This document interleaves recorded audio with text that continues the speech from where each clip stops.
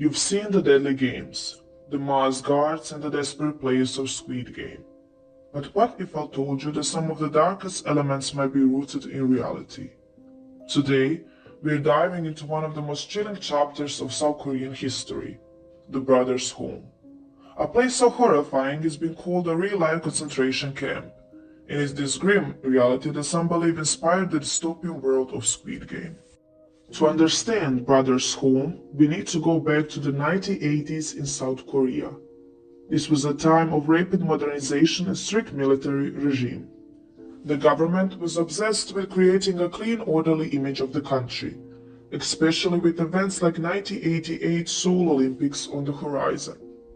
But beneath the surface, there was a darker side. Homeless people, street children, disabled individuals, and even regular citizens were rounded up and sent to so-called welfare facilities. One of the largest of these facilities was Brothers' Home, located in Busan.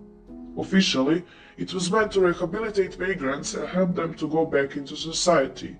But the truth, it was a nightmare. The facility housed over 4,000 people at its peak.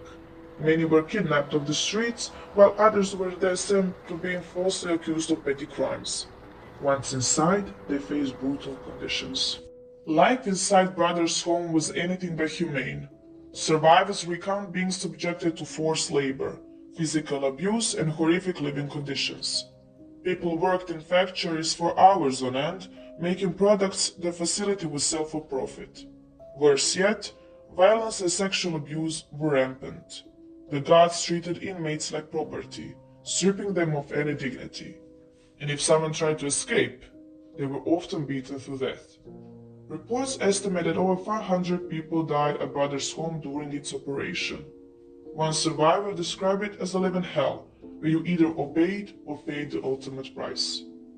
And perhaps the most chilling part, the government knew. Brothers' Home wasn't hidden, it was funded and ignored by those in power. Now let's connect the dots to Squid Game. The show's themes of exploitation, dehumanization, and survival are not purely fictional. The contestants in Squid Game are treated like disposable objects, their lives gambled away for the amusement of the wealthy. This parallels the fate of Brothers' Home inmates, who were seen as outcasts, stripped away of their humanity and used for profit. Even the uniforms in Squid Game resemble those worn by factory workers, facing the idea of being trapped in a system with no escape. And think about the frontmen and masked guards. In Brothers' Home, the guards enforced brutal control, much like the enforcers in Squid Game. Both worlds are governed by systems designed to strip away individuality and enforce obedience. The truth about Brothers' Home only came to light in the late 1980s, thanks to whistleblowers and journalists.